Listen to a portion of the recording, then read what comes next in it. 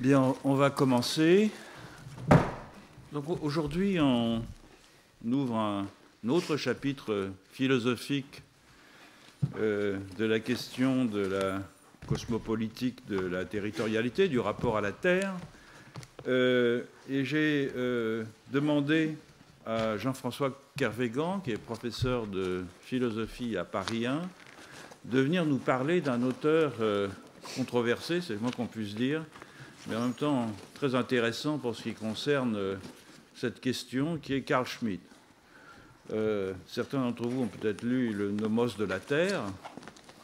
Carl Schmitt, vous le savez,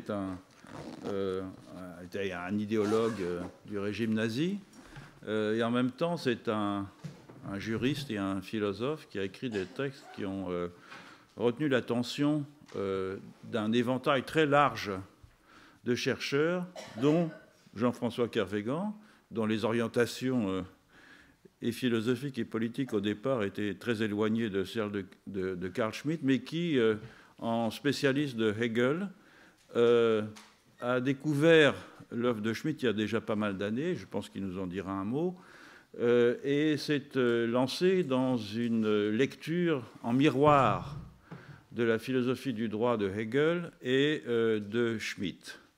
Il a publié un livre d'ailleurs qui porte sur cette question, et plus récemment, il y a 4 ou 5 ans, si mes souvenirs sont bons, chez Gallimard, un livre qui porte tout simplement le titre « Que faire de Carl Schmitt ». Et étant donné l'importance que Carl Schmitt revêt et assez curieusement en particulier pour des théoriciens de la souveraineté notamment, qui sont pour certains d'entre eux classés à l'extrême gauche, il m'a paru intéressant de discuter aujourd'hui de cette œuvre et en particulier des propositions de Carl Schmitt concernant le rapport au territoire. J'espère qu'on aura le temps d'en parler. Je dois dire que quand j'ai commencé à lire, quand j'ai lu le Nomos de la Terre, j'ai été très surpris par le livre, en particulier par à la fois le caractère très brillant, construit du raisonnement, et en même temps l'extraordinaire eurocentrisme aussi de l'ouvrage. Pour un anthropologue, c'est une lecture étonnante parce qu'au fond, il prend pour acquis, comme universel, au fond, des formes de rapport à la Terre qui sont très liées à une histoire qui est celle de l'Occident, des empires, du droit romain, etc., etc. Voilà, donc je te laisse la parole, Jean-François. Nous tutoyons, nous connaissons depuis très très longtemps, et c'est un plaisir de t'écouter aujourd'hui. Merci beaucoup. Merci. Je remercie Philippe Descola de m'avoir invité à présenter quelques réflexions à partir de Carl Schmitt dans ce séminaire. Réflexion que j'ai intitulée « Le jeu des espaces » et où je ne parlerai pas de l'œuvre de Schmitt en sa totalité, mais précisément de ce qui concerne l'espace, le territoire, le monde, en tant qu'objet possible du droit. Alors, il ne me paraît pas inopportun, dans le cadre d'un séminaire qui porte précisément sur les usages de la terre, et au centre duquel se situe la question de la territorialité, d'évoquer l'œuvre de Schmitt, dont Philippe Descola vient de le rappeler. Tout un pan porte sur de telles questions, avec pour point culminant donc ce livre de 1950, Le Nomos de la Terre, ouvrage qui fait de la grande prise de terre, comme le dit Schmitt, c'est plus parlant en allemand, Landnahme, c'est plus brutal, disons, que prise de terre. Ouvrage donc qui fait de la grande prise de terre qu'est la conquête du Nouveau Monde l'événement constituant, déclencheur du droit international moderne. Alors bien évidemment, comme chaque fois qu'il s'agit de Carl Schmitt, on doit prendre certaines précautions. En raison, bien sûr, de l'engagement national-socialiste qui fut le sien et que, pour ma part, je n'ai jamais minimisé. Je crois même, il y a eu beaucoup de discussions là-dessus, je crois pour ma part que cet engagement de Schmitt fut entier, sans état d'âme, jusqu'en 1943, là où on voit véritablement, c'est jusqu'au moment où Schmitt a compris, il a compris rapidement, enfin plus rapidement que d'autres, que l'Allemagne allait perdre la guerre. C'est en gros à partir de Stalingrad, on voit un basculement commencer à s'opérer, mais pas avant. Bon, cet aspect, on doit constamment l'avoir présent à l'esprit, bien sûr, et y compris lorsqu'il s'agit des écrits d'après-guerre. Alors je le dis pour ceux qui ne savent pas, en 1945, Carl Schmitt a été, en 1946, Carl Schmitt a été incarcéré à Nuremberg en vue d'une éventuelle inculpation devant le tribunal international, et il a été libéré. Par le procureur qui instruisait son cas, qui était un des membres, un des adjoints, un procureur adjoint américain, mais qui en réalité était un juif allemand. Et il se trouve que j'ai eu la chance de le rencontrer peu avant sa mort, parce qu'il était revenu terminer ses jours à Francfort, et à l'époque où justement j'écrivais ce qui était ma thèse sur Hegel et Carl Schmitt, j'ai eu la possibilité de rencontrer cette personne, enfin un type extraordinaire d'ailleurs, grande culture, qui avait eu l'occasion en quelque sorte d'interroger Schmitt en tant que justiciable à Nuremberg pendant l'instruction des grands procès de la fin des années 40. Et finalement, alors les minutes de ces interviews ont été publiées en allemand, malheureusement, il y a quelques années. Et finalement, Kempner, puisqu'il s'appelait ainsi, a décidé il a libéré Carl Schmitt, mais qui néanmoins a fait une deuxième carrière après-guerre, très longue, puisqu'en fait, il a été mis à la retraite à ce moment-là, et il fait partie de ces gens dont la retraite a duré autant que la période d'activité, même un peu plus, puisqu'il est mort extrêmement vieux, à 98 ans, ça conserve. Et il a écrit toute une œuvre, notamment sur ces questions de géopolitique. C'est assez différent des œuvres d'après-guerre. Et justement, dans cette œuvre du second Carl Schmitt, si l'on peut dire, dont le Nomos de la Terre est une des pièces essentielles, il y a des arrière-pensées constamment, des tactiques d'auto-justification, de sorte qu'il faut toujours, quand on le lit, démêler ce qui relève de l'auto-justification, qui ne dit pas son mot, et puis une argumentation scientifique consistante, le cas échéant. Donc c'est à nous de faire le départ, et je crois que c'est possible, entre ce qui relève de la rhétorique plus ou moins à droite et des éléments théoriques avec lesquels, me semble-t-il, une pensée critique du droit et de la politique peut encore, de nos jours, travailler. Ça, c'était les précautions préliminaires. Durant une décennie, précisément entre 1991 et 2001, on a pu croire que l'humanité vivait enfin dans un monde unifié. Francis Fukuyama s'est fait le porteur de cette conviction simple. Les concurrents ayant disparu, il n'y a plus qu'un seul paradigme de la vie bonne, la démocratie occidentale. Ses adversaires n'avaient plus de contre-modèle à lui opposer et se bornaient à critiquer l'insuffisante réalisation de l'idéal démocratique en Occident. Évidemment, les attentats du 11 septembre et le développement à l'échelle planétaire de formes nouvelles de conflictualité, des formes que Carl Schmitt avait d'une certaine manière anticipées dans un petit livre paru en 1963 qui s'appelait « Théorie du partisan », ont mis fin à cet espoir.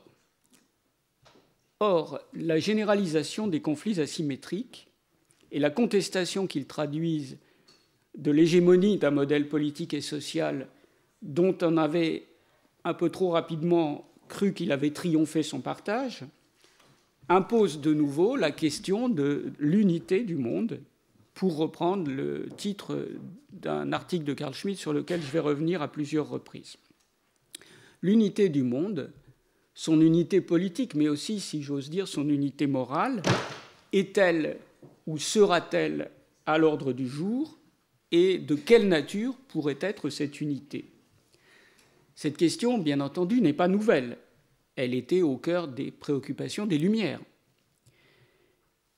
Elle est et reste philosophiquement intéressante et actuelle, non seulement en raison du développement de nouvelles figures transétatiques du politique, mais aussi parce que les sociétés et les États sont impérieusement confrontés à des problèmes, je pense d'abord bien sûr ici aux questions écologiques, qui ne sont pas susceptibles d'être traités dans le cadre étatique et dans les formes traditionnelles de la politique. On pourrait dire que les reconfigurations de l'espace auxquelles nous assistons posent de façon inéluctable la question des formes de politique ou, si on ose utiliser ce mot, de cosmopolitique qui seront en mesure d'y faire face. Il se trouve que Carl Schmitt a affronté cette question de la configuration politique du monde et il l'a fait de manière constante aux différentes étapes de sa carrière. Le motif de l'unité du monde, et on pourrait dire la critique du motif de l'unité du monde, apparaît déjà dans certains écrits de la période de Weimar, dans le but, à ce moment, de contester la possibilité de dépasser le cadre étatique et donc pluriel de la politique. C'est ce que fait en particulier un article paru, c'est à ma connaissance le seul article que Carl Schmitt a publié dans une revue philosophique. Et quelle revue? Les Kantstudien, organe de la philosophie universitaire allemande la plus classique.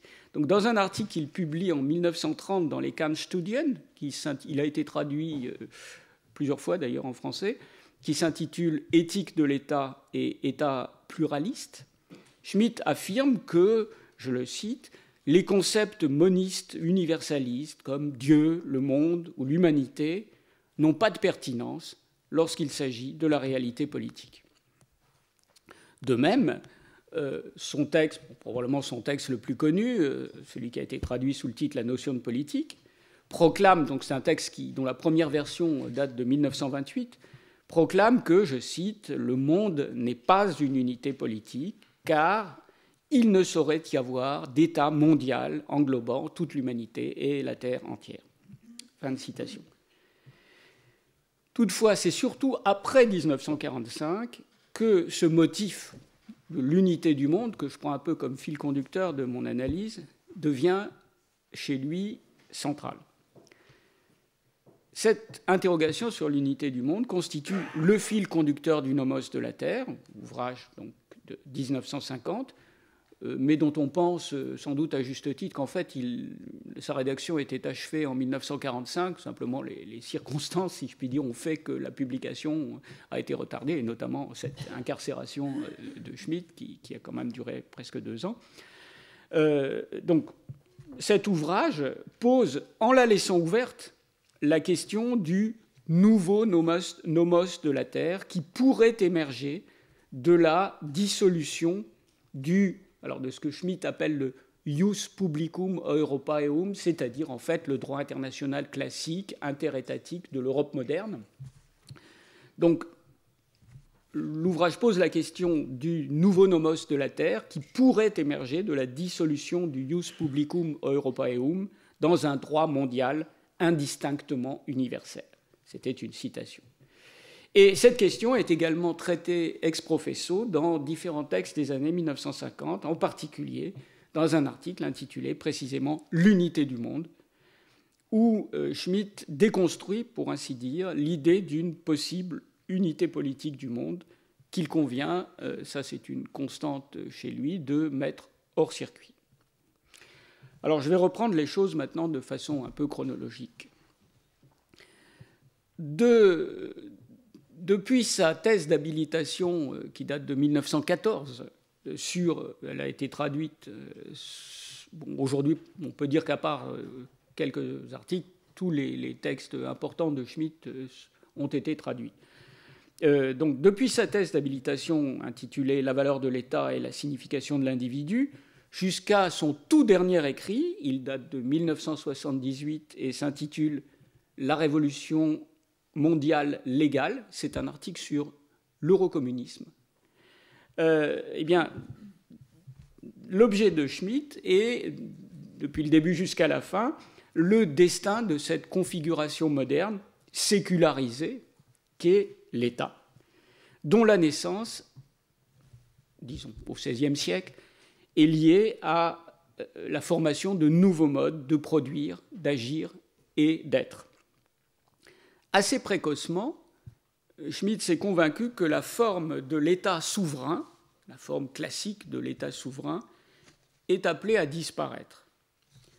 Sur ce point, son diagnostic est sans appel. Il y revient, par exemple, dans la préface de la réédition en 1963 de la notion de politique. Mais s'il est vrai que, je cite, « l'ère de la forme État prendra bientôt fin », quelle sera la configuration nouvelle, post-étatique, que va revêtir la politique, une fois admis, ça c'est un présupposé pour Schmitt, que la politique est, je le cite, inéluctable et indestructible. Il y aura toujours de la politique, mais la forme étatique qu'a pris la politique dans l'Europe moderne est en voie de disparaître. Qu'est-ce qui va s'y substituer? Telle est la question qui sert de fil conducteur, en quelque sorte, à la pensée de Schmitt. Pendant un temps, l'adhésion de Schmitt au national-socialisme fournit une réponse à cette question. Le successeur de l'État, eh bien, c'est l'Empire.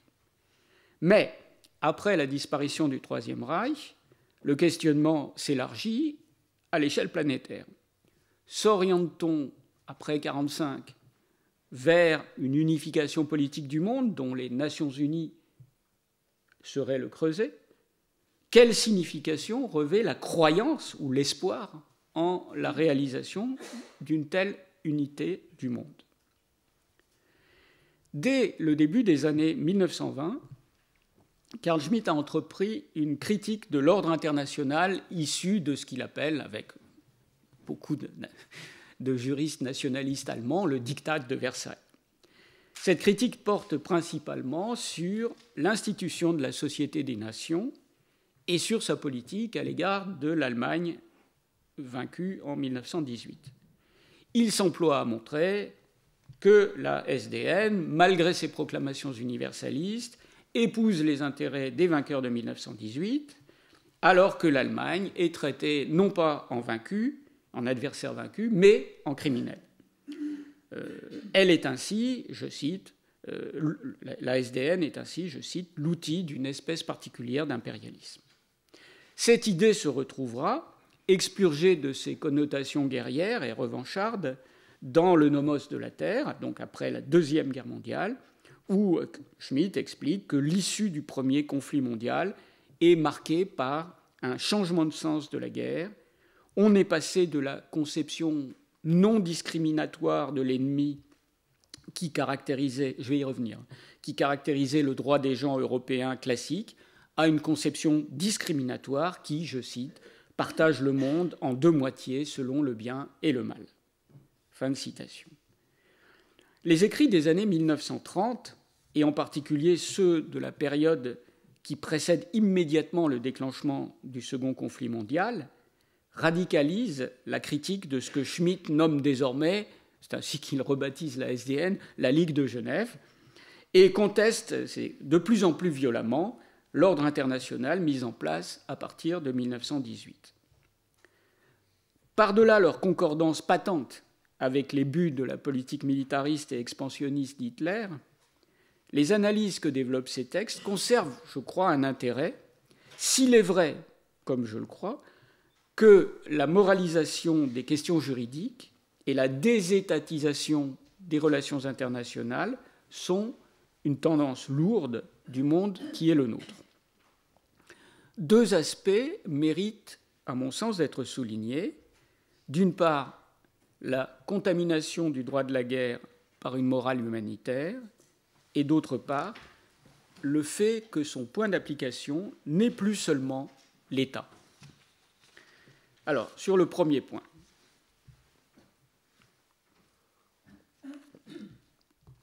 en condamnant les vaincus, les traités de 1918 ont introduit, là je paraphrase Schmitt, ont introduit une modification fondamentale dans un droit international jusqu'alors fondé sur la parité juridique d'États se reconnaissant mutuellement, lorsqu'ils entrent en conflit, comme des ennemis justes, c'est-à-dire des ennemis qui sont à même de définir de manière paritaire et symétrique la justesse de leur cause, de ce qu'on appelait traditionnellement leur but de guerre.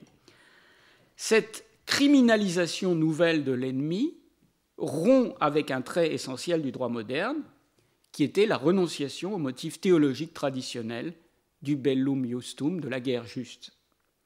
L'abandon de la thématique de la guerre juste, dont le paradigme était la croisade, a été une tendance de fond du droit interétatique de l'Europe moderne, de Grotius à Vattel. Vattel, grand théoricien du droit international du XVIIIe siècle. Il résulte, cet abandon de la thématique de la guerre juste, d'une dissociation du droit et de la théologie qui s'est développée depuis la fin du XVIe siècle. Ce que Schmitt nomme le ius publicum Europaeum est avant tout un droit interétatique et déthéologisé, qui illustre par exemple cette formule que Schmitt cite volontiers du testament de Frédéric le Grand de Prusse, « Je suis neutre entre Rome et Genève ». On aurait pu rajouter Wittenberg et Canterbury pour avoir les différents composantes du spectre chrétien durablement éclaté. Or, et effectivement, on ne parle là que de l'Europe et que des chrétiens. On va y revenir tout à l'heure. Or, le règlement juridique du premier conflit mondial renoue, c'est en tout cas l'analyse que fait Schmitt, avec la problématique de la guerre juste. Certes, on n'a pas affaire à une rethéologisation du droit, car celle-ci est devenue impensable dans un monde où la religion est globalement devenue une affaire privée, mais c'est désormais la morale qui exerce une tutelle sur le droit international en le subordonnant, au moins sur le plan du discours, à des considérations humanitaires. Cette perspective signifie, selon Schmitt, l'abandon de la conception non discriminatoire de l'ennemi que mettait en œuvre le droit international, ou plutôt le droit interétatique, avant sa dissolution, puisque la thèse de Schmitt, c'est que ce droit interétatique de l'Europe moderne se dissout à partir de 1918. Conséquence, il ne peut plus y avoir à proprement parler de guerre, c'est-à-dire d'affrontement entre des puissances étatiques égales sur le plan du droit, mais seulement, et là Schmitt se réfère à un certain nombre de théoriciens du droit international français comme Georges Sell ou britanniques ou américains, il ne peut plus y avoir de guerre, mais seulement, l'expression est de Georges Sell, des actions de police menées par la communauté internationale contre ceux de ses membres qui se rendent coupables d'un crime international, autre expression que Schmitt pêche dans les écrits de Georges Sell, qui est un des principaux juristes de la SDN, peut-on dire, de la Société des Nations.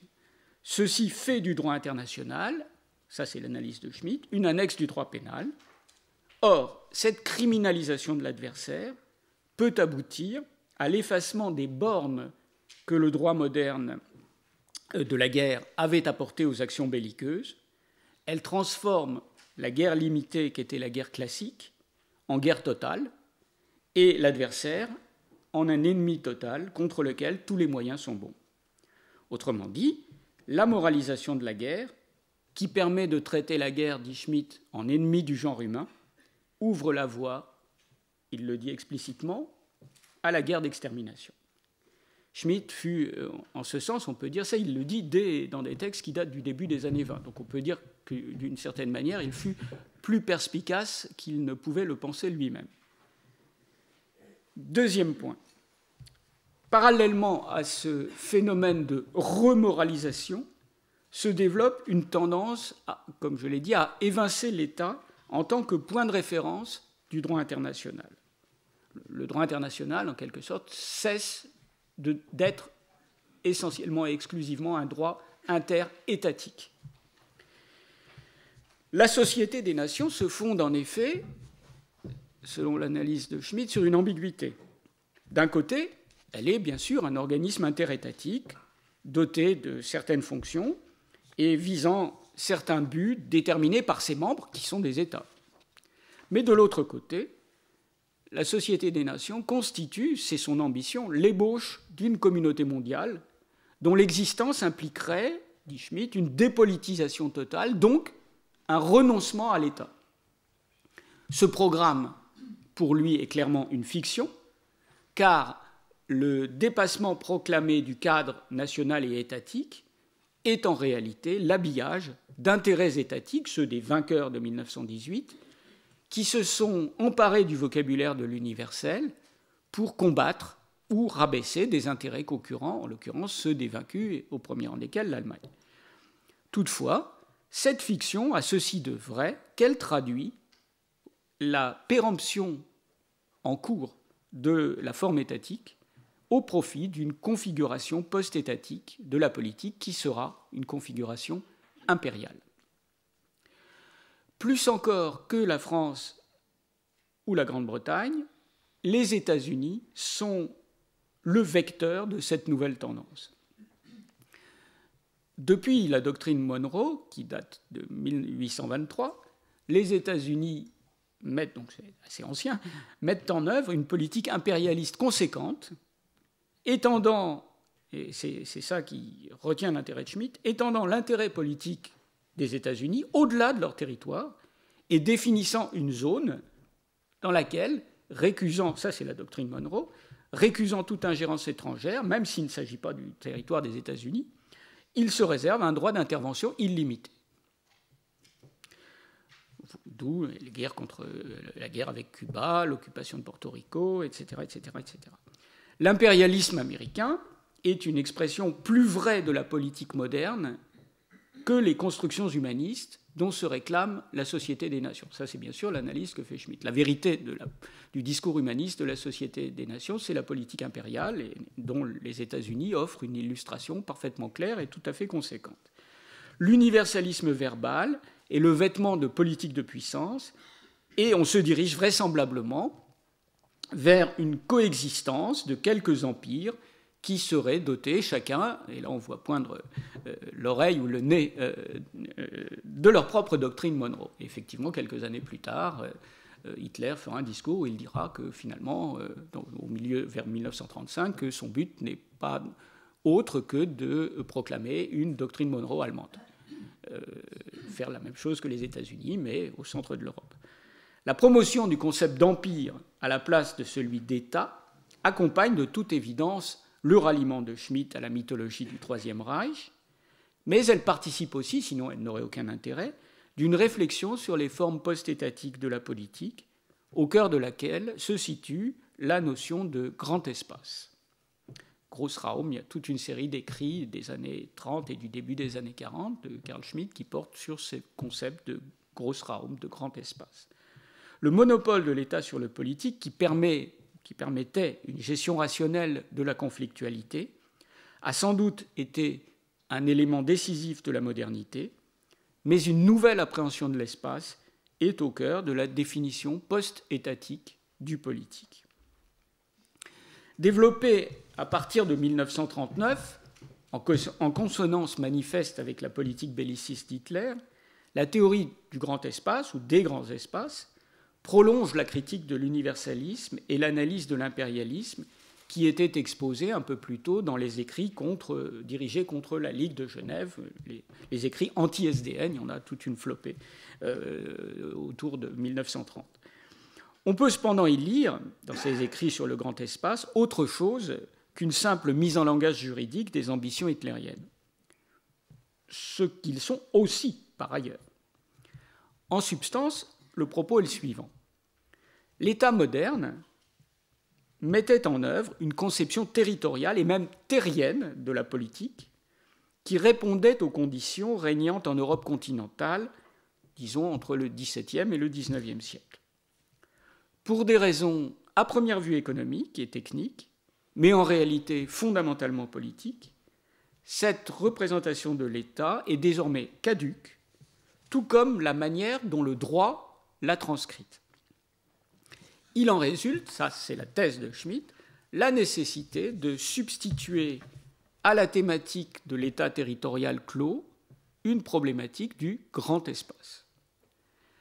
À la représentation microspatiale d'un territoire clos, corollaire du concept classique de l'État souverain, doit se substituer celle d'un espace, un espace terrestre, maritime, aérien, aux limites flexibles et qui ne doit pas être entendu comme un territoire étatique élargi. Phrase illustre cette conception, je cite, « Un grand espace est autre chose qu'un petit espace agrandi ». Fin de citation. Ce passage de la problématique de l'État et de son territoire clos à celle du grand espace est la manifestation de la péremption de l'ordre juridique et politique de l'Europe moderne. À cet égard, la révolution spatiale du XXe siècle, développement, communication aérienne, etc., la révolution spatiale du XXe siècle est le pendant de la révolution territoriale qui, au XVIe siècle, a donné naissance à l'État moderne. Elle n'est pas un simple changement d'échelle géopolitique, mais elle signifie une transformation de la nature même du politique. Au-delà de leur aspect caricatural, Schmitt, par exemple, n'hésite pas à affirmer en 1939 que le pacte germano-soviétique est le modèle de l'ordre international à venir, car il organise la coexistence de deux empires, exerçant chacun leur domination, je cite, parce que la formule vaut son pesant d'or, enfin, deux empires exerçant chacun leur domination sur un domaine de liberté et d'indépendance ethnique. C'est l'expression qui est employée pour caractériser la justesse du pacte Molotov-Ribbentrop. Donc, au-delà de leur aspect caricatural, les écrits de propagande ces écrits de propagande que sont les écrits sur le grand espace soulèvent une question réelle, je crois. Que peut-il en être de l'ordre politique du monde dans une constellation de forces où les États ne sont plus le facteur décisif ? Le droit international moderne, qui était un droit interétatique, était à la fois lié au temps, en l'occurrence à la période qui va de la naissance de l'État moderne à 1914, et lié à l'espace, à savoir au continent européen. Il était le corollaire, je cite, d'un concept d'État territorialement clos et, je cite de nouveau, d'une pensée de l'espace référée à l'État et à la terre ferme. Or, cette pensée est caduque, et avec elle, tout ce qui, dans le droit, relève de, je cite, principes spatiaux dépassés. Dès lors, quel type d'ordre du monde pourra-t-il succéder à celui qu'avait enregistré le droit européocentrique du monde moderne ? Je vais maintenant parler d'un texte que Schmitt publie en 1942, mais qui est, au moment où va précisément basculer le sort de la guerre et où Schmitt va rapidement comprendre que les espoirs qu'il avait mis dans la mythologie de l'Empire de Milan allaient rapidement disparaître. Il publie un petit texte qui s'intitule « Terre et mer » et qui est en fait l'esquisse de la réflexion que développera le Nomos de la Terre après-guerre. Et tous ces textes que je vais évoquer tout à l'heure sur l'unité du monde après la Deuxième Guerre mondiale. Donc ce bref essai, « Terre et mer », une sorte de réflexion géophilosophique, et la thèse que Schmitt y défend est la suivante. Là, je vais faire une citation un peu longue parce qu'elle illustre tout à fait la position qui va désormais être la sienne. Je cite. « Tout ordre fondamental est un ordre spatial. Parler de la constitution d'un pays ou d'un continent, c'est parler de son ordre fondamental, de son nomos. Or, l'ordre fondamental, le vrai, l'authentique, repose en son noyau essentiel sur certaines limites et délimitations spatiales, sur certaines dimensions et sur une certaine répartition de la Terre. L'acte inaugural de toute grande époque est par conséquent une prise de terre de grande envergure. Fin de citation. Jusqu'à ses écrits sur le grand espace, Schmitt expliquait la formation de l'État moderne par la nécessité, qui est intervenue à partir du XVIe siècle, de surmonter la division du christianisme occidental, donc par ce qu'on nomme, depuis Hans Blumenberg, le théorème de la sécularisation.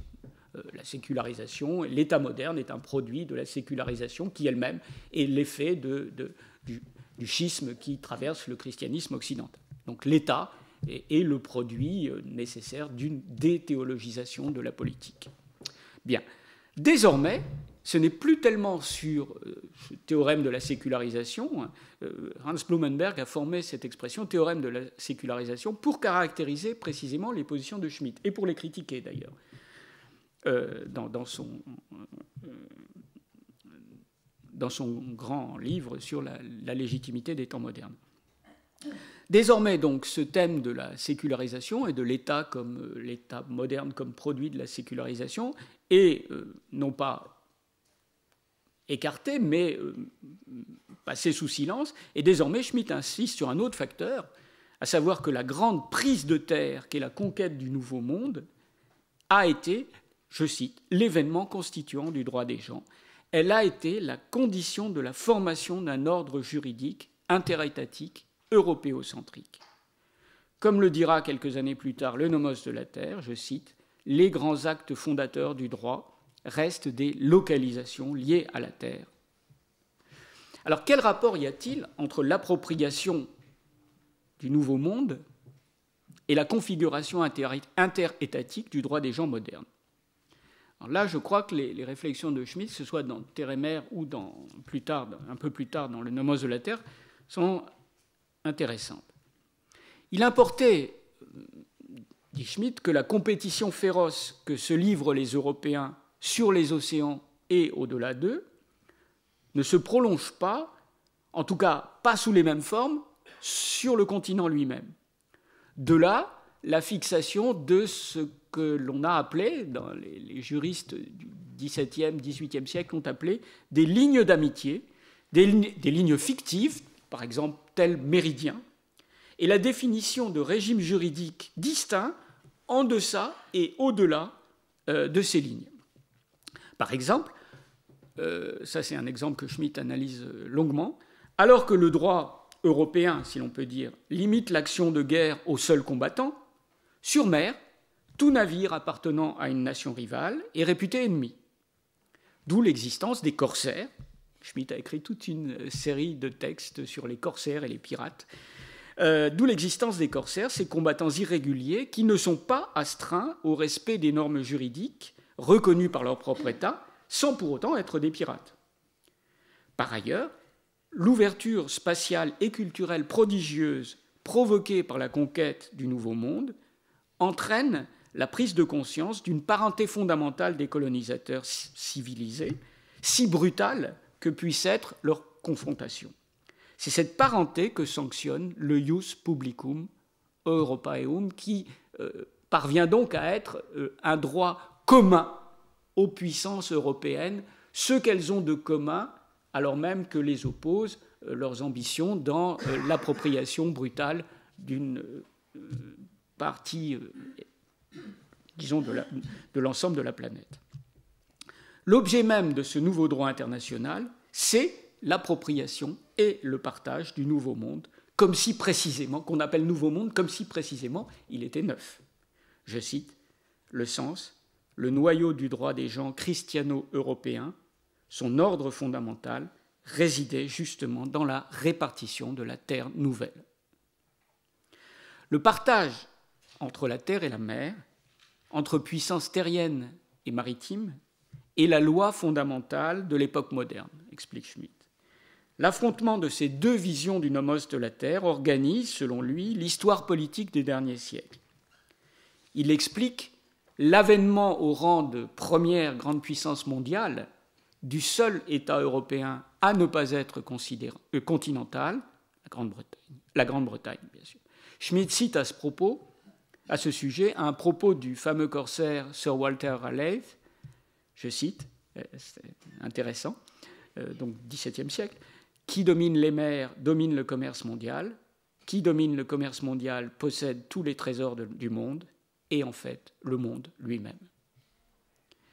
Mais la Grande-Bretagne n'a pas seulement été la maîtresse des mers, elle est aussi le berceau de la révolution industrielle, qui s'est traduite par l'émergence de nouvelles puissances, les États-Unis, l'Allemagne, le Japon, la Russie.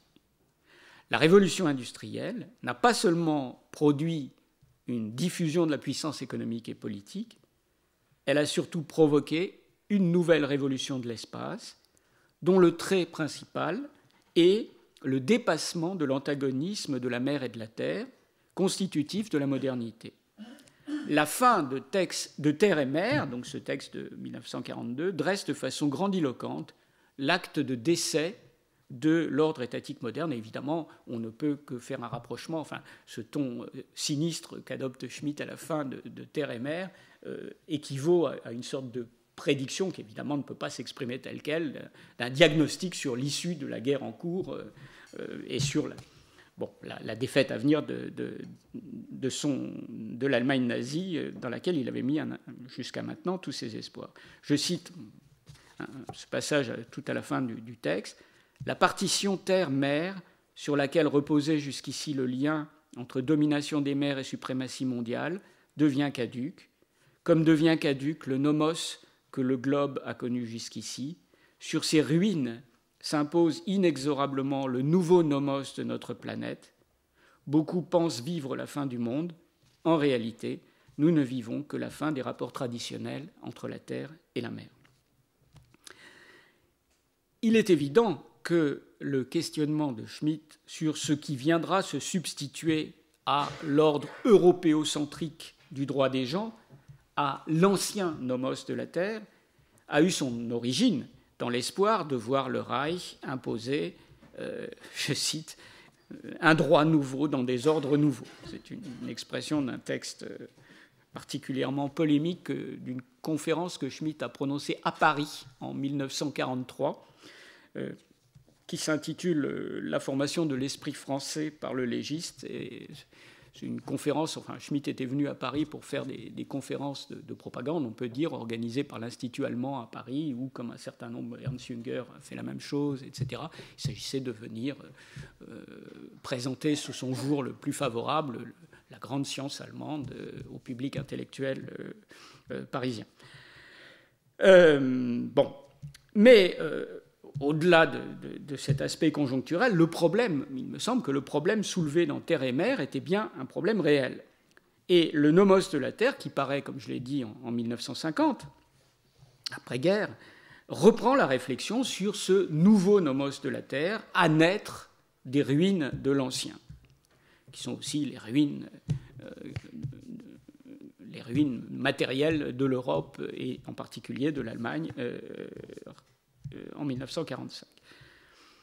Ce livre, écrit Schmitt en 1963, offre, donc il écrit cela à propos du nomos de la Terre, ce livre offre, dit-il, une rétrospective historique recueillant l'image de cette grande époque du Jus Publicum Europaeum avec ses concepts d'État, de guerre et d'ennemis justes.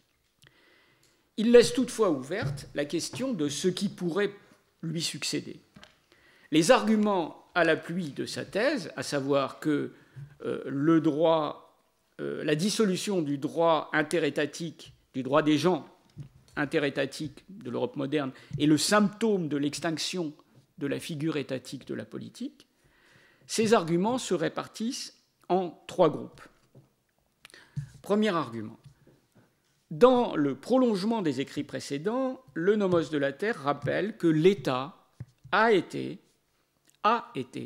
le vecteur de l'ordre politique moderne, à la fois en offrant une réponse au discrédit des légitimations traditionnelles du pouvoir, discrédit consécutif aux guerres de religion et à l'incertitude qui s'ensuit sur le lieu de la vérité religieuse.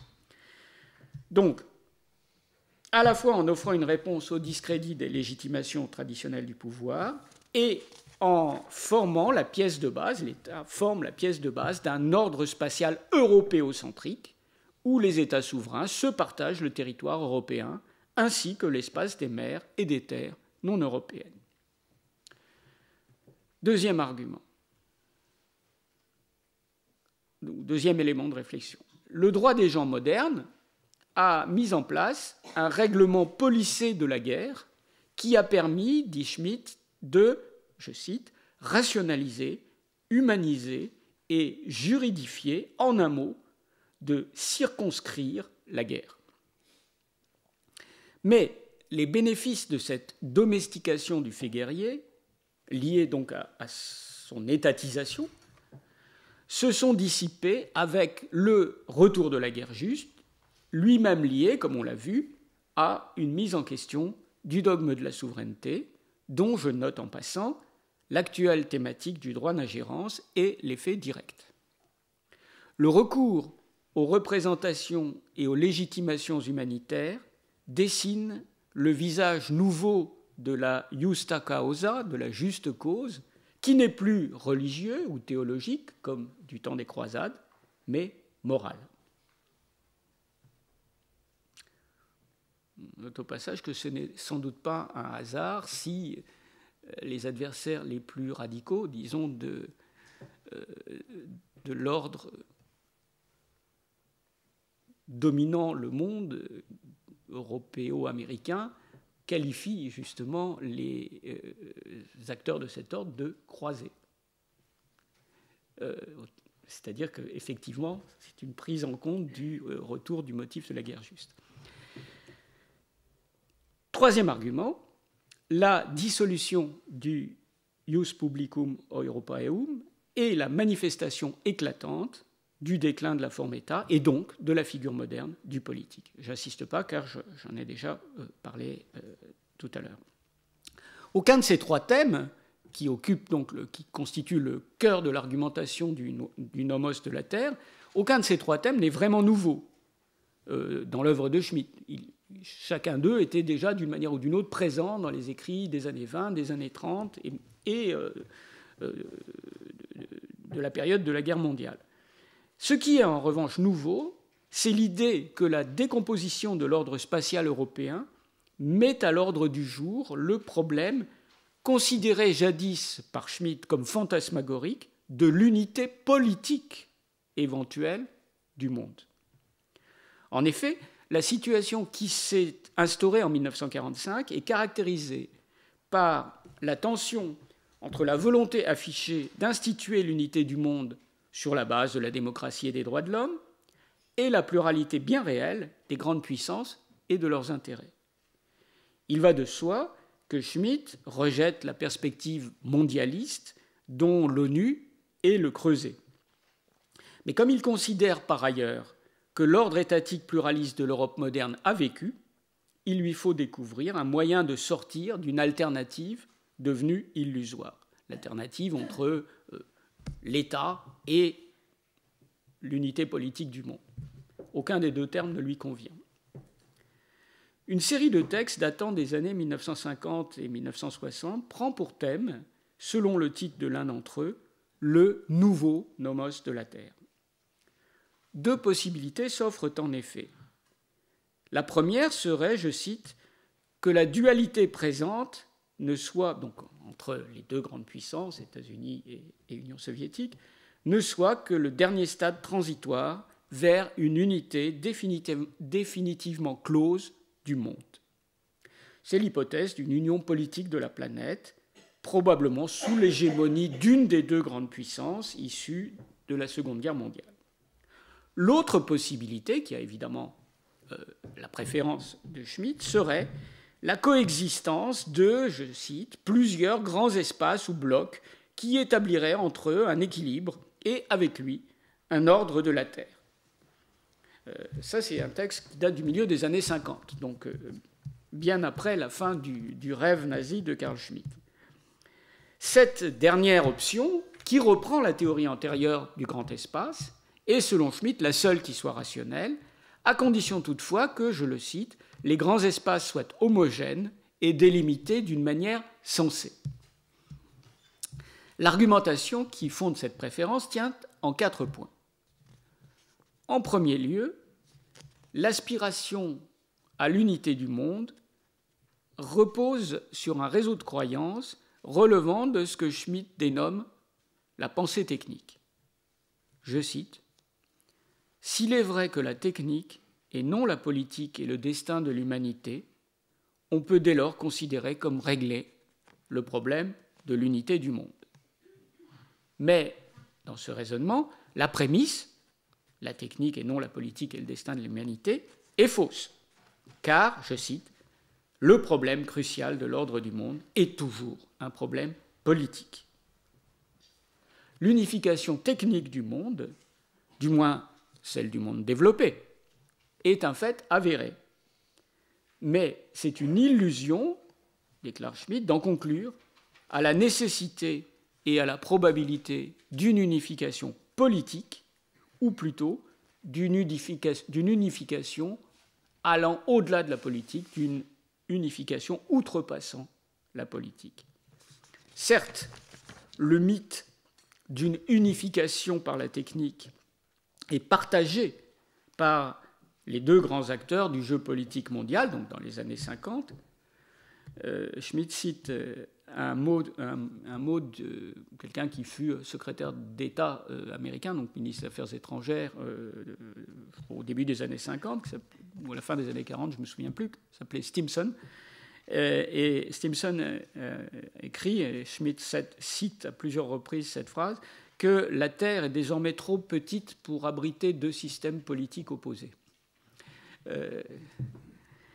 Et il prend ce jugement comme caractéristique à la fois de l'illusion, disons, mondialiste et aussi de l'arrière-plan impérialiste que recouvre évidemment cette illusion, puisqu'évidemment, dans l'esprit de Simpson, si un seul système politique est désormais possible, c'est évidemment le système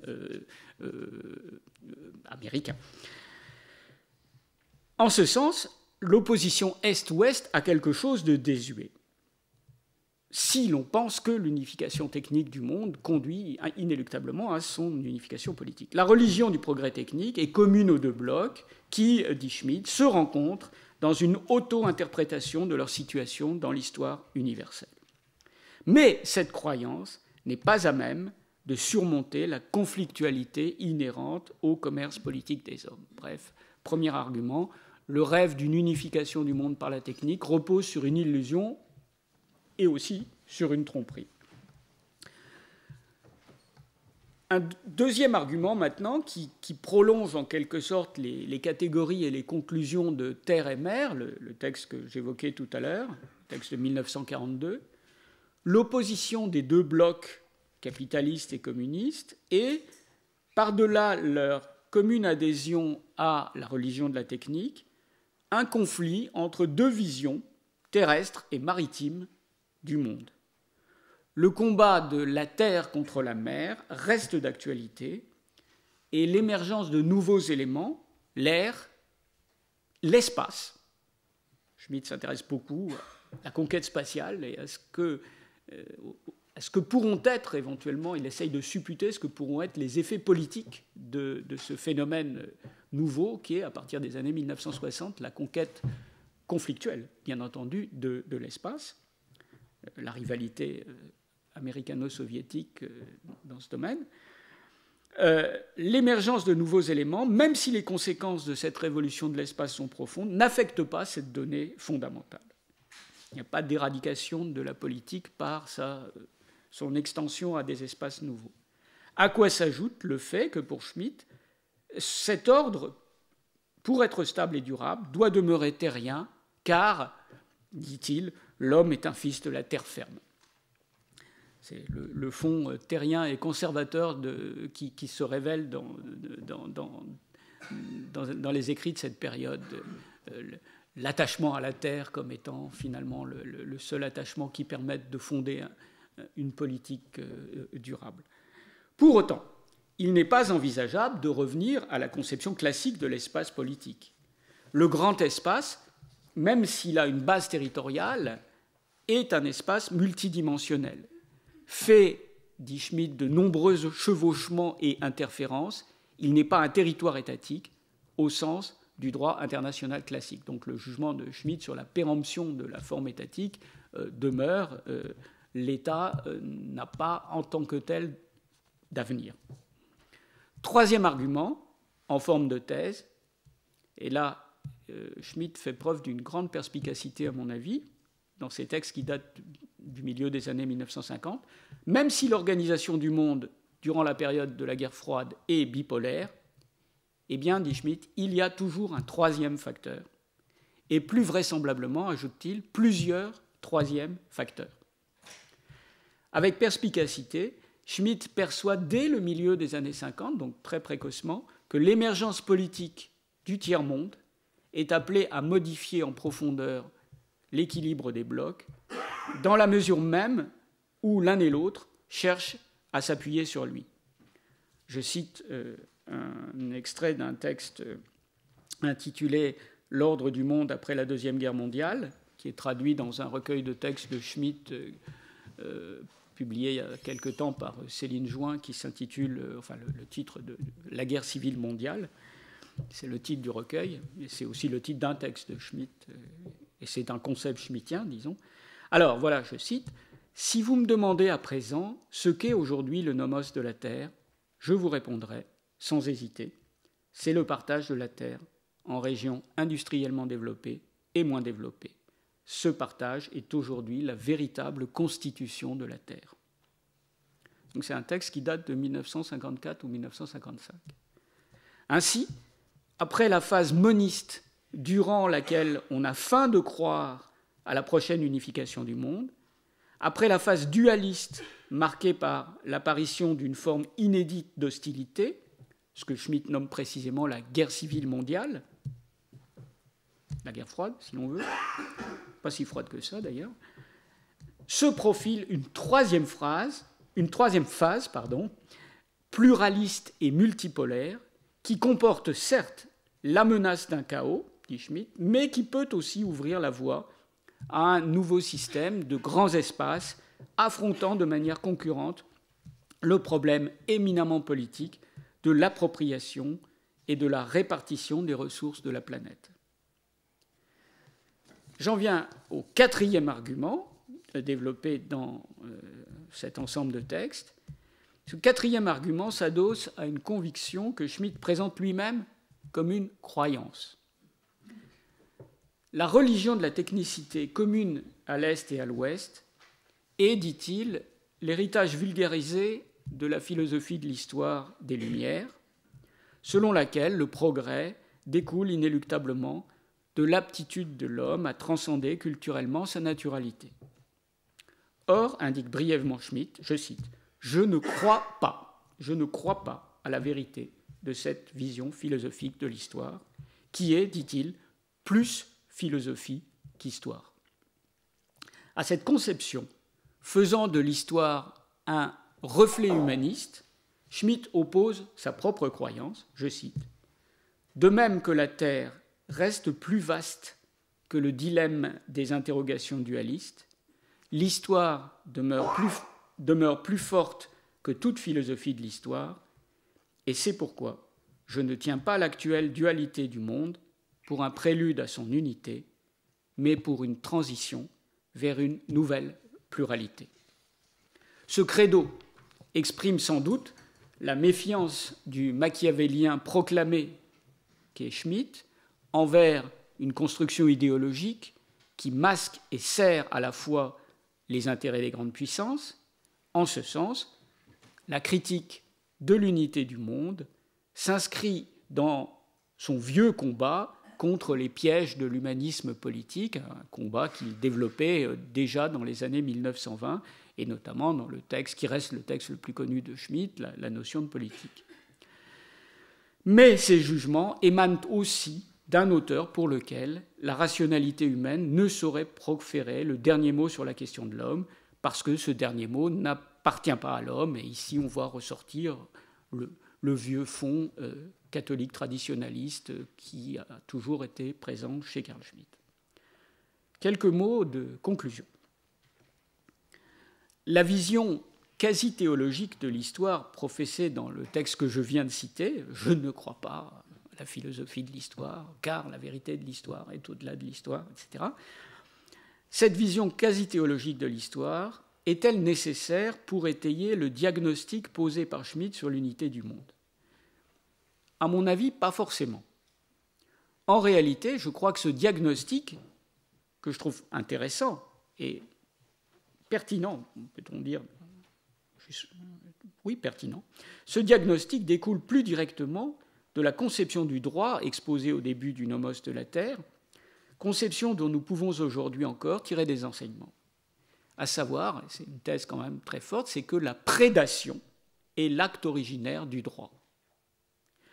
Le nomos, et Schmitt rappelle sans cesse que ce mot vient du verbe nemein, qui signifie en grec ancien prendre. Le nomos est d'abord et avant tout appropriation du sol, de la terre. Cette position fondatrice de l'appropriation explique pourquoi le monde est destiné à rester un horizon et non pas une réalité juridique. C'est ici qu'on trouve, à mon avis, le fondement théorique de l'antimondialisme, en quelque sorte, de Carl Schmitt. Même si beaucoup en ont rêvé, nul ne saurait prendre le monde. Aujourd'hui, explique Schmitt, on se focalise sur la fonction répartitive du droit, sur donc, ce qu'on appelle la justice distributive. Mais on oublie alors, je cite, on oublie qu'une prise précède nécessairement tout partage et toute production. Seul un Dieu créateur pourrait donner sans prendre et faire ainsi du monde, qui est l'inappropriable, une réalité juridique. Mais un tel Dieu n'aurait que faire du droit, qui est chose humaine et spatiale. Pour des humains, en revanche, le monde est ce sur quoi on n'a pas de prise, c'est pourquoi il se situe au-delà du droit. Double leçon de Schmitt, donc, qui, me semble-t-il, peut contribuer à amender la vision pacifiée du droit qui est la nôtre, qui domine les représentations actuelles. Première leçon, l'unité juridique et politique du monde est un fantasme. Deuxième leçon, le droit comporte un moment originaire de violence prédatrice, et à cet égard, ce que Schmitt dit sur la conquête du Nouveau Monde, la grande prise de terre qui inaugure le droit international moderne, demeure extrêmement suggestif. En dépit de son impureté, et ça, cela dit un peu contre Schmitt, en dépit de son impureté, le droit peut régner dans le monde, mais régner sur le monde, il ne le saurait parce que le monde est définitivement au-delà du droit. On ne peut pas s'approprier le monde. Voilà, merci. Merci Jean-François pour cette lecture extrêmement éclairante de cette œuvre complexe.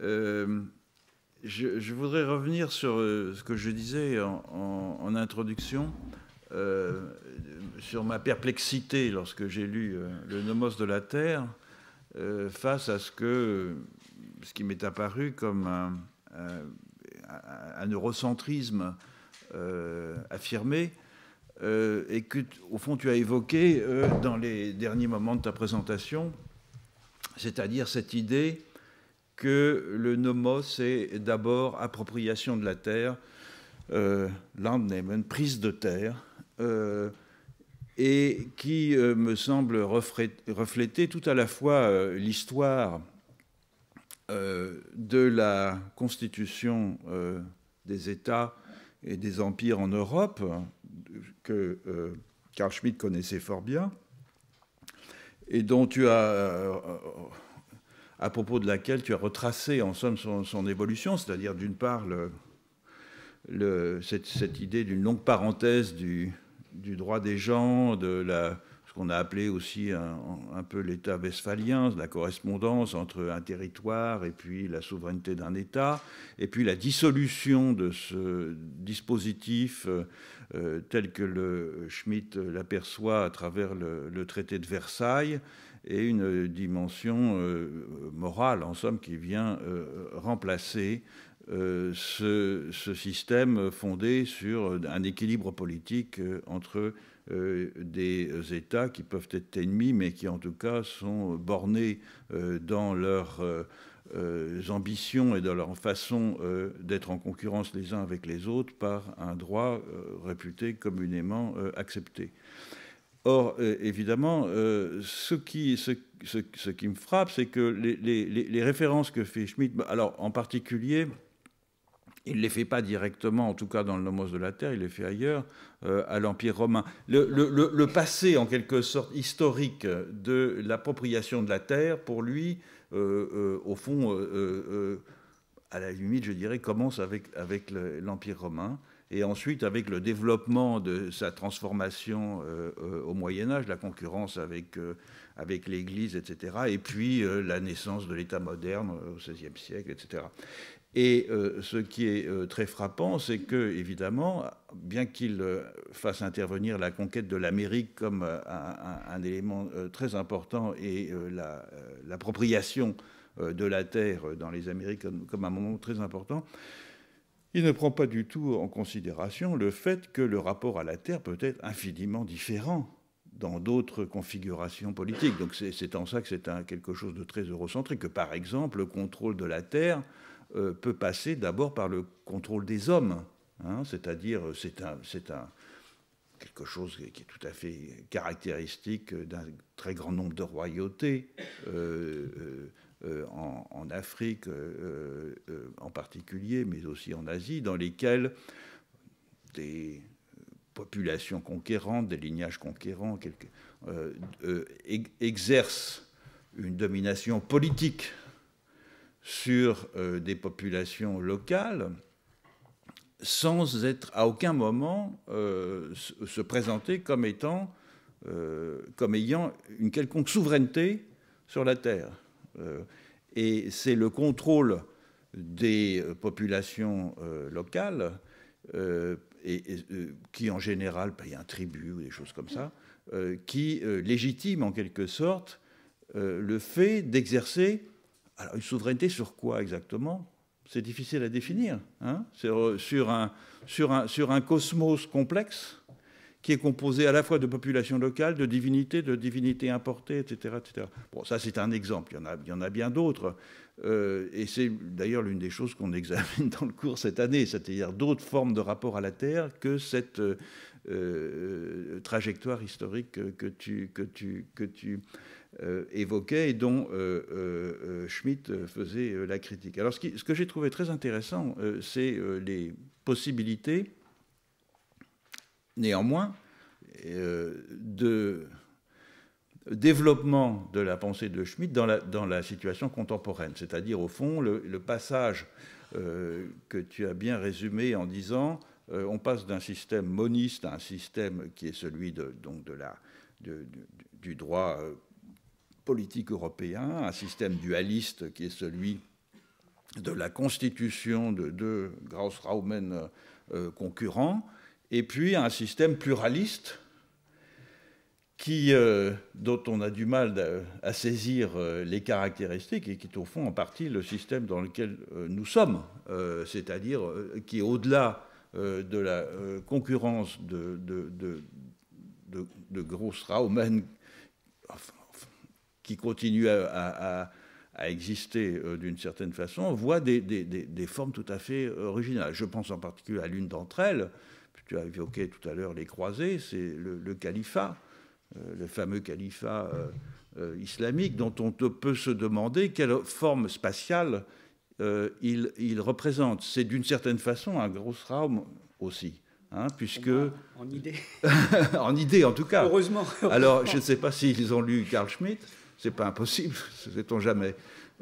Mais l'idée de contrôler des points reliés entre eux exerçant une influence concentrique, mais aussi avec des relais dans d'autres régions du monde, est une forme très originale, hein, quelles que soient les conséquences effrayantes de cette forme d'organisation, mais c'est une forme très originale de rapport à la Terre. Et donc je suis très frappé, et en lisant Carl Schmitt et en t'écoutant, de voir la combinaison chez lui, et c'est probablement ça qui fait sa grande originalité, le fait qu'il représente une pensée stimulante, entre d'un côté un eurocentrisme affirmé, et de l'autre côté, une capacité à percevoir quelquefois avec anticipation des mouvements, des transformations, des formes politiques et des formes politiques de rapport à la Terre très originales. Oui, non, je ne peux que souscrire. Alors, l'européocentrisme, je dirais un européocentrisme nostalgique, parce qu'en même temps, il est bien conscient du texte, du fait, c'est le fil conducteur du nomos de la Terre, que l'Europe, c'est fini. Que l'Europe, en tant que centre du monde, en tant que centre politique du monde, c'est fini, et y compris cette extension de l'Europe que sont les États-Unis, qui pour lui, comme pour Hegel d'ailleurs, ne sont qu'un morceau d'Europe transplanté sur un autre continent.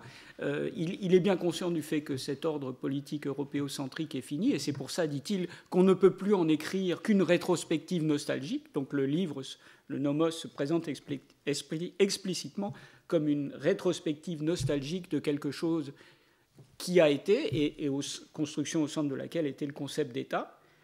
Et en même temps, et c'est, en fait, je dois dire, si j'ai écrit un deuxième bouquin sur Carl Schmitt, c'était parce que, après les attentats du 11 septembre, j'avais été frappé comment certains éléments de réflexion de Schmitt dans les textes des années 60 sur ce que moi j'appelle la politique post-étatique recevaient une actualité nouvelle et frappante. C'est-à-dire, Carl Schmitt est un des premiers auteurs qui s'est intéressé à ce qu'on appelle aujourd'hui le terrorisme.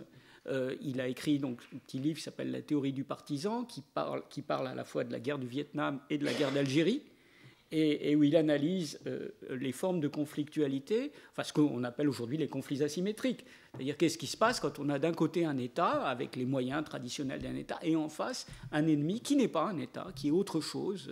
Et effectivement, tout cela conserve une grande actualité. Je pense que une des raisons pour laquelle j'ai continué à m'intéresser à Carl Schmitt, c'était ça. C'est-à-dire il nous donne des éléments pour réfléchir sur le développement, fort inquiétant à beaucoup d'égards, de formes post-étatiques de conflictualité qui sont très inquiétantes parce que, précisément, elles ignorent les limites que, ça c'est l'analyse de Schmitt, l'État moderne avait permis, en quelque sorte, de contenir la politique dans certaines limites.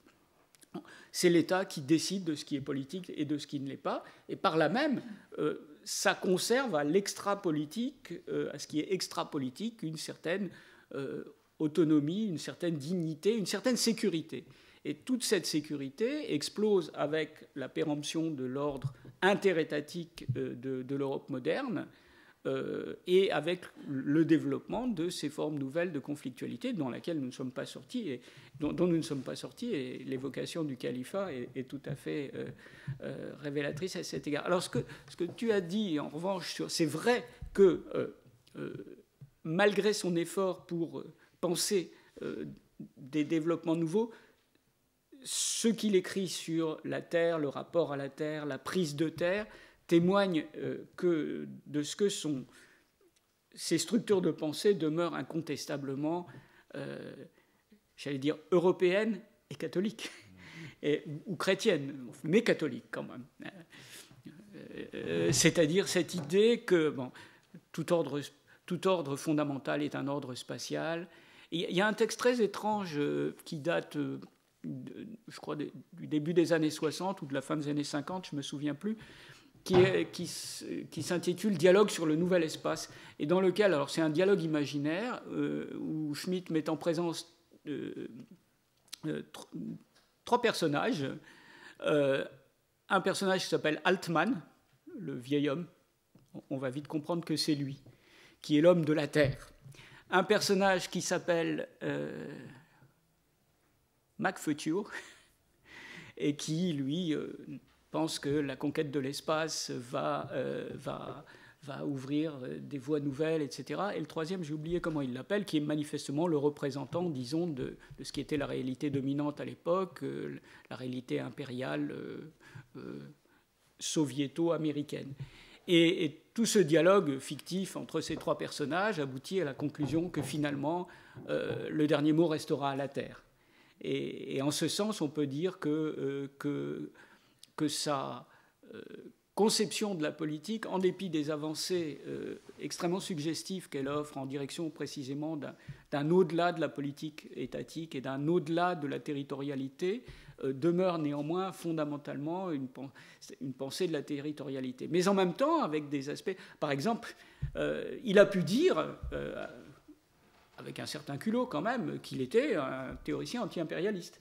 Parce qu'il avait très justement dénoncé, il a dit ça il a eu des entretiens avec des intellectuels d'extrême gauche dans les années 1970, et il se complaisait beaucoup, compte tenu de son passé, d'une certaine manière ça le rachetait à ses propres yeux. Et alors il dit, voyez, moi, ce que j'écris sur la conquête du Nouveau Monde, on voit bien que j'ai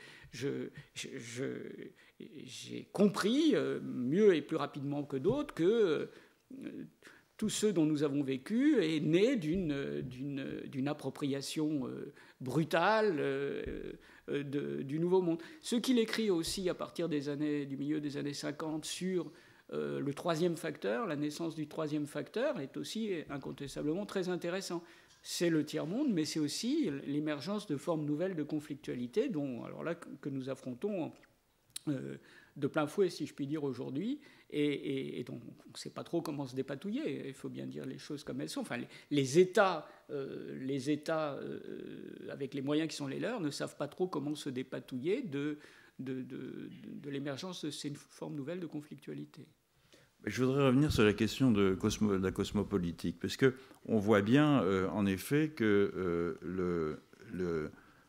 la dénonciation de la Société des Nations, la présentation d'un futur possible pour un état du monde qui serait organisé autour de contrôle d'espace et dont une des incarnations possibles était, comme tu l'as rappelé, effectivement pour lui, le Troisième Reich. Lorsque cette vision et sa forme bipolaire qui lui a succédé s'est écroulée, comment a-t-il conceptualisé, au fond, le pluralisme de l'état du monde, puisque dans la vision bipolaire, qui était, au fond, quasiment, sinon bipolaire, en tout cas multipolaire, implicite auparavant, c'est-à-dire une sorte de transposition de la doctrine Monroe à la politique du Reich, du Troisième Reich. Lorsque ce système a montré ses limites, comment a-t-il pensé, au fond, des organes de médiation entre ces différents grands espaces et aboutissant à la situation, puisque, comme tu l'as rappelé, il est mort à 98 ans, donc il a véritablement été l'observateur, y compris l'interlocuteur de théoriciens d'extrême gauche pendant quelques années. Comment a-t-il conceptualisé ça? Parce qu'il n'y avait plus, ni la Société des Nations, ni évidemment l'ONU, mais quelle forme de cette pluralité des mondes? Alors l'ONU, bon, toute une série de textes et critiques, parce que la thèse qui reste la même au fond qu'à propos de la SDN, c'est que un organisme qui prétend être représenter le monde ne peut être qu'un instrument aux mains de certains. Alors qui va s'approprier l'ONU? Est-ce que c'est les États-Unis? Est-ce que c'est l'Union soviétique? Bon, la question a été tranchée. Et il dit, bon, ce qu'il dit, c'est le seul avenir possible et raisonnable, c'est la coexistence quelques grandes puissances impériales, etc. Je pense que si Carl Schmitt avait vécu encore plus longtemps, jusqu'à aujourd'hui, nous en avons été préservés, il aurait été pro-chinois. C'est-à-dire que je pense qu'il verrait dans ce qu'est actuellement la Chine le modèle d'un impérialisme raisonnable, suffisamment peu démocratique pour lui convenir, disons, parce que Carl Schmitt n'a jamais été un démocrate très, très convaincu, un impérialisme conscient de ce qu'il est. Je pense, d'ailleurs, dès les années... Enfin, il était extrêmement intéressé par la révolution culturelle, par ce qui s'était passé en Chine, et je pense qu'il avait déjà perçu que la Chine pouvait devenir, comme ça, un empire d'un nouveau genre, exerçant... Alors, il n'avait sans doute pas pu imaginer quelle allait être l'incroyable explosion économique de la Chine et la reconfiguration du monde qui s'en suivait, mais je pense qu'il aurait aussi été extrêmement intéressé par ce qui s'est passé en Iran, très certainement, enfin par l'histoire de l'Iran depuis Khomeini. Il l'aurait sans doute vu dans l'Iran, et alors une autre forme de nouvel empire, cette fois-ci, centré sur un retour de la religion qui n'aurait pu que lui plaire, même si ce n'était pas cette religion à laquelle allaient ses préférences. Quelque chose comme ça. L'idée que nous le voulions ou non, le seul avenir de la planète réside dans la coexistence. Le seul avenir pacifique de la planète peut résister dans l'équilibre de plusieurs grandes puissances qui, en quelque sorte, dont la puissance même serait une garantie contre l'explosion généralisée. Mais certainement pas, la forme de l'État moderne lui semble définitivement désuète. L'Europe, après tout aussi, l'unification européenne, si elle aurait pu apparaître comme la constitution d'un grand espace européen entre l'espace américain, l'espace russe, l'espace chinois. Reste la question, et le troisième facteur, l'Afrique, l'Amérique du Sud, l'Asie, le reste de l'Asie, etc. C'est le troisième facteur qui vient constamment perturber cet équilibre et qui ne peut pas lui-même constituer un empire ou une puissance, ou alors peut-être Schmitt s'était beaucoup intéressé à la conférence de Bandung, à la naissance du tiers-monde politique, mais bon, on a vu ultérieurement que ça n'a pas résisté, disons, cette unité un peu factice qui pouvait associer des pays, des États en voie de formation dont les intérêts étaient par ailleurs complètement opposés. Mais évidemment, la question qui brûle les lèvres dans un cas pareil, c'est si ce système d'équilibre des empires, au sens où tu viens de les décrire, c'est un peu le nôtre. Qui est un peu le nôtre, oui, mais qu'est-ce qu'il a de profondément différent de l'équilibre des États avant la guerre de 14-18 ? Puisque chacun de ces empires est centré autour de l'existence d'un État. Alors, c'est des États qui prennent des formes un peu différentes. C'est ça qui frappe, par exemple, pour revenir à la question du califat. C'est-à-dire l'idée qu'on lève l'impôt, on prélève des taxes sur les transactions pétrolières. Ça peut être un État pirate, mais néanmoins, certains des instruments régaliens de l'État sont présents. On rend la justice, même si c'est de façon abominable, etc. Autrement dit, ces empires, contrôlant des espaces, des zones d'influence, etc., ont conservé la plupart des attributs des États tels qu'ils se sont constitués en Europe à partir du XVIe siècle. Et donc, quelle est la différence profonde, au fond, entre ce régime-là, pour Schmitt, et celui qui existait avant le traité de Versailles? Alors, la différence profonde peut-être résiderait justement dans... Alors, serait la suivante. L'idée de Schmitt, est-ce qu'elle est vraie? Je le crois jusqu'à un certain point. C'est que l'ordre du monde qui a prévalu, disons, du XVIe siècle à 1918, avait ceci de positif qu'on avait réussi, dit-il, c'est le miracle de l'État moderne, à mettre entre parenthèses les questions morales et religieuses. Ça avait été une nécessité, c'était une question de survie pour les États européens qui étaient traversés au XVIe siècle. Quand on se souvient que l'Allemagne a perdu les 2/3 de sa population durant la guerre de 30 ans, c'était quand même une auto-extermination qui était en cours. Donc le seul moyen d'éviter l'auto-annihilation était de mettre de côté ces questions morales et religieuses. La grande différence avec l'ordre du monde qui essaie de se constituer sur les ruines de l'ancien nomos de la Terre, c'est que les questions morales et ou religieuses ont été repolitisées. Aussi bien du côté de nous, qui combattons... alors, un temps, c'était ce que Ronald Reagan appelait l'empire du mal, c'était l'Union soviétique. L'empire du mal n'existe plus, mais il y a un nouvel empire du mal, lequel nous combat nous-mêmes comme étant l'empire du mal, ou l'empire de Satan, ou ce que l'on voudra. J'ai parlé tout à l'heure, j'ai évoqué ce recours au vocabulaire de la croisade dans la bouche même de l'État islamique et de la nébuleuse islamique mondiale, qui dit, mais en fait, nous, on ne fait que résister aux croisés. Les croisés, c'est les Occidentaux, etc. Et nous résistons à la croisade et à l'action des croisés.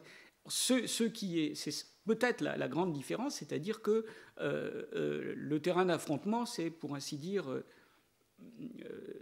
démultiplié, disséminé, et avec aussi ce que ça a d'inquiétant, c'est qu'à partir du moment où les questions morales et religieuses ne sont plus en quelque sorte mises hors circuit, eh bien, ça ouvre la voie à des formes terrifiantes. Et ça, on est en plein dedans, des formes terrifiantes d'affrontement. Un affrontement qui ne peut se terminer que par l'élimination de l'adversaire. L'élimination de l'adversaire, et non pas par sa défaite. Ça veut dire quand il y avait un conflit entre Louis XIV et ses voisins, il s'agissait de conquérir une province, on faisait se tuer quelques milliers de soldats, et puis ensuite, ma foi, on établissait un modus vivendi, parce qu'on faisait partie de la même famille, etc., etc., la grande famille des États européens, et on établissait un modus vivendi. Bon, évidemment, il y avait eu des victimes, mais voilà. Et ça, c'est plus possible dans les formes de la politique post-étatique, une politique qui n'a plus de limites perceptibles. À partir du moment où tout est politique, alors ce qui est en jeu, c'est l'existence même de l'adversaire qu'il faut non pas... Ce qu'écrivait Carl Schmitt avant le nazisme, quand il disait que le développement de l'idéologie humanitaire et de la moralisation de la politique propre à la SDN ouvrait la voie à la guerre d'extermination, c'est extraordinaire, parce qu'il avait écrit ça avant que ses propres prédictions trouvent une réalité dans la politique de l'Allemagne nazie. Je rappelle parfois, mais c'est parce que ça illustre vraiment le propos de Schmitt, et cela contre ses propres engagements, que lorsque l'Allemagne nazie a ouvert les hostilités, non pas déclaré la guerre, il n'y a pas eu de déclaration de guerre, a ouvert les hostilités contre l'Union soviétique, le haut commandement de la Wehrmacht a publié un ordre du jour expliquant que les lois de la guerre ne pouvaient pas s'appliquer dans le conflit qui s'ouvrait, car ce n'était pas un conflit contre un État, c'était un conflit contre un ennemi absolu, en l'occurrence le communisme, etc. Et que par conséquent, l'armée allemande était informée par le haut commandement, sur ordre du Führer, que les lois de la guerre ne s'appliquaient pas. On a vu ce que ça donnait, c'est effectivement la politique de terreur absolue contre la population civile, etc. etc. D'une certaine manière, c'est la situation dans laquelle nous sommes. Les lois de la guerre ne s'appliquent pas, alors ça donne le terrorisme aveugle, ce qui nous apparaît comme incompréhensible, inhumain, barbare, et peut-être compris comme la manifestation, si on veut essayer de trouver une rationalité dans cela, comme la manifestation d'une situation post-étatique de la politique qui est extrêmement inquiétante. Et effectivement, il faudrait probablement re-étatiser la politique ou impérialiser, je ne sais pas, si on veut que ce type de conflictualité ne devienne pas la règle. Ce qui n'est peut-être pas encore le cas, mais qui pourrait le devenir. Ça me fait peur, moi. Ça nous fait tous peur.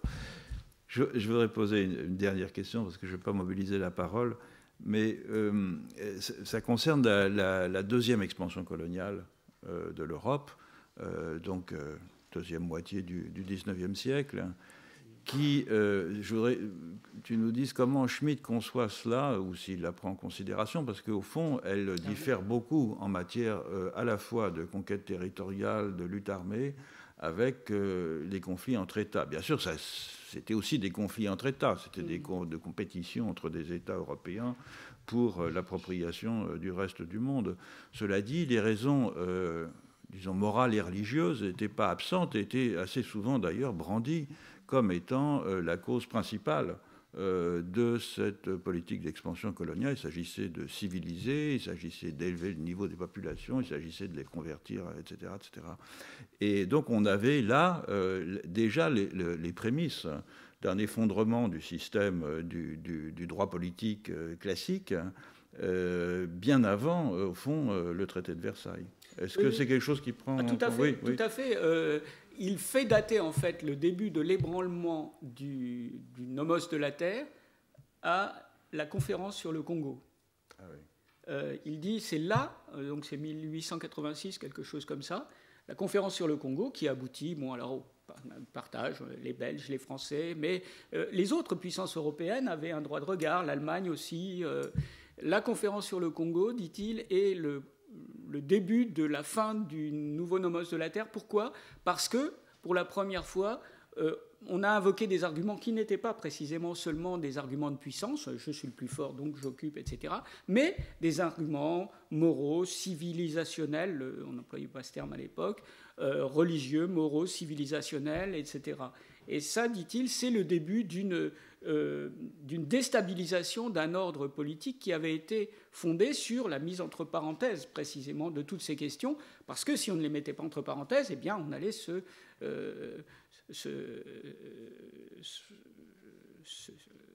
on allait vers une conflictualité généralisée. Or, dit-il, on a réintroduit à travers les pactes que les puissances coloniales ou aspirant à le devenir ont passé entre elles pour s'approprier une deuxième fois effectivement le Nouveau Monde, l'Afrique. Pour ce qui est du Nouveau Monde, de l'Amérique du Sud, là, il n'y avait pas eu de discours, en fait. C'était beaucoup plus brutal et sans phrase, si je puis dire. Bon, voilà, on prend, c'est tout. Il n'y a rien, il y a des sauvages. D'ailleurs, on ne sait même pas s'ils sont humains. Donc, on prend et c'est comme ça. Et Schmitt a raison de dire que l'État moderne naît en particulier, ne serait-ce que parce qu'il y a trouvé des moyens extraordinaires, enfin l'or espagnol, etc. etc. La nouvelle appropriation, se fondant en partie sur des considérations morales, humanitaires, civilisationnelles, était, sans que ces acteurs le sachent, déjà porteuse d'une dissolution de... Parce qu'à partir du moment où on réintroduisait, où on réinjectait des considérations moralo, humanitaro, etc., dans la politique, alors à ce moment-là, ça allait revenir dans l'autre sens. Et on allait pouvoir dire, mais mon voisin, après tout, est immoral, donc je dois le combattre. Et selon lui, ce qui se passe en 1918, où effectivement, Schmitt, à juste titre, dit, c'est quand même étrange, c'est la première fois qu'un traité de paix dit que le vaincu, et n'est pas seulement vaincu, ce qu'il est, mais qu'il est coupable. Je rappelle que Guillaume II a été inculpé comme criminel de guerre, alors que je crois qu'aujourd'hui on peut s'accorder à dire que les crimes ont été à peu près également partagés. Quant aux responsabilités, la guerre de 1914-18, c'est vraiment l'affrontement de puissances qui n'avaient de commun que le souhait d'en découdre et d'éliminer, enfin pas d'éliminer, non, de vaincre le voisin, la France, l'Allemagne, etc. On était d'accord là-dessus. Mais et je crois qu'il a raison de dire que cette moralisation de l'issue du traité, l'Allemagne est coupable, donc elle doit payer à la France, elle doit payer à la Grande-Bretagne, etc.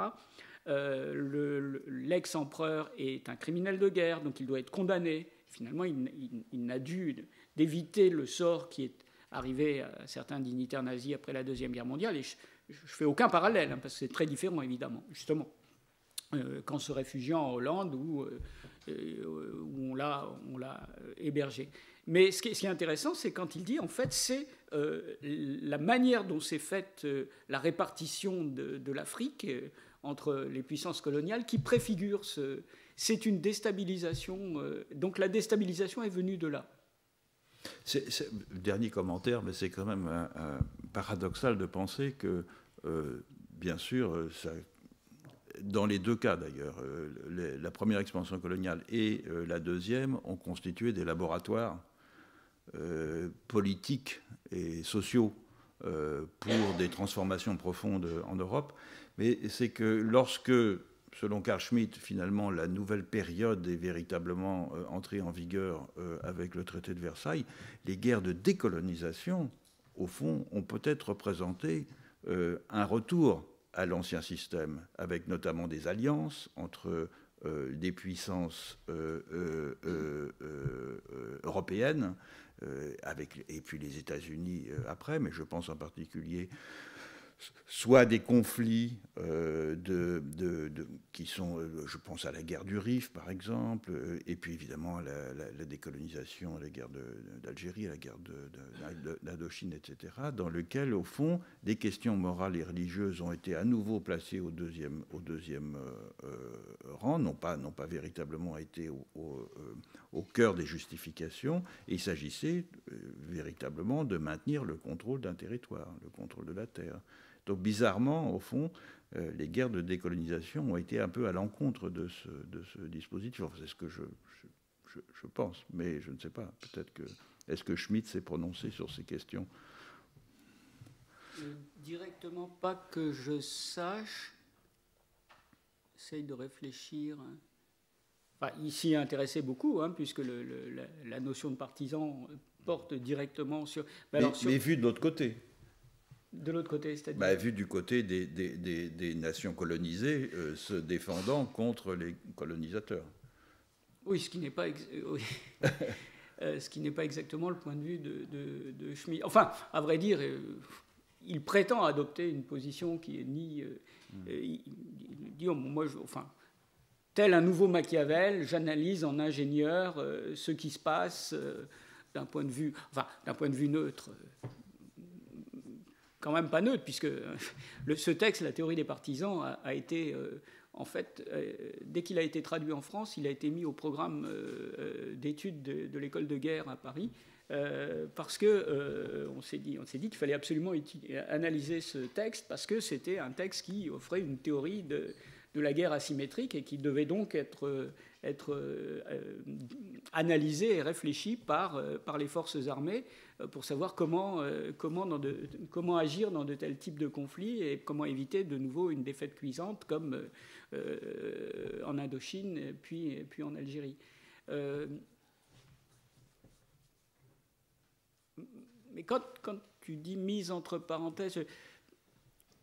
oui, c'était bon. Alors c'était l'idée nationale qui servait C'était l'idée nationale qui servait de ferment aux luttes de décolonisation. Et donc l'idée nationale telle qu'elle avait... aurait dit, alors voilà, justement, le territoire... oui, bien sûr, bien sûr. Donc en fait, c'est un retour en arrière, c'est-à-dire que c'est les nations colonisées qui se sont, au fond, qui ont réactualisé une certaine forme de territorialisation et de conflit politique qui était celle de l'Europe qui, selon Schmitt, avait été abolie avec le traité de Versailles. Donc c'est un paradoxe étonnant. Oui, mais évidemment, lui, alors, son analyse, mais en cela elle est très datée, son analyse de l'époque, c'est de dire qu'en réalité, le combat anticolonial est complètement instrumentalisé par l'Union soviétique. Et que par conséquent, le combat anticolonial fait partie de la guerre civile mondiale entre les deux grandes puissances. Alors, ponctuellement, ce n'était pas faux que bon, les mouvements anti-impérialistes, même quand ils n'étaient pas d'inspiration communiste, ont été effectivement aidés. Et que l'idéologie, hein, quand on pense à Kenyatta, enfin à tous ou à Nkrumah, tous les grands acteurs ou penseurs de la décolonisation avaient un rapport compliqué, ambigu, non seulement parce qu'ils avaient besoin financièrement de l'appui de l'Union soviétique, mais aussi parce qu'il y avait quand même dans l'idéologie qu'il développait des éléments de référence, socialisme, etc., qui faisaient que, au moins initialement, Lumumba, j'ai oublié de le nommer, enfin ces grands, c'était donc des hommes politiques pour qui penchaient, disons, plutôt d'un côté que de l'autre dans le combat. Et en ce sens, Schmitt dit, bon, ça c'est simple, c'est en fait, ces mouvements ne sont que des pseudopodes de l'Union soviétique dans le conflit entre les deux puissances, c'est tout. Mais en même temps, il y a ces textes où il dit l'émergence du tiers-monde, il y a toujours un troisième facteur, etc. Il n'y a pas de... Bon, c'est pas clair, en fait.